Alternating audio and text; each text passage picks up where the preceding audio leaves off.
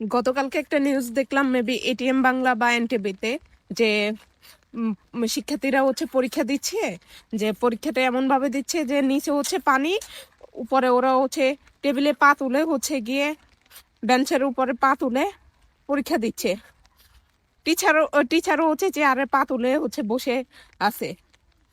এই যে সিস্টেম গুলা, এই যে বাংলাদেশে যে ডেন বলেন অন্যান্য যা বলেন পরিকল্পনা করে যে করে না, এটার ভুক্তভোগী কিন্তু সাধারণ মানুষে হয়।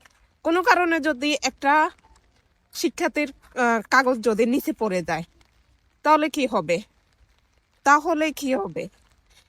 বাংলাদেশে যে সরকারি আসুক না কেন, পরিকল্পনা করে কাজ করা দরকার। চায়নাতে গত 2 দিন ধরে টানা বৃষ্টি হচ্ছে। আমি পিছনের ক্যামেরাতে দেখাচ্ছি যে একটু কোথাও পানি জমে না, কারণ রাস্তার নিচে হচ্ছে ড্রেন করা। প্রত্যেকটা রোডের মধ্যে হচ্ছে ওদের নিচে হচ্ছে ড্রেন করে রাখছে। ওদের সবকিছু কাজ হচ্ছে পরিকল্পনা করে করে, যেন সাধারণ মানুষ হচ্ছে সুফল ভোগ করতে পারে। আর বাংলাদেশে পরিকল্পনা তো দূরে থাক, ওই টাকা খাওয়ার দান্দাতে করে সব টাকা হচ্ছে মন্ত্রীদের পকেটে চলে যায়।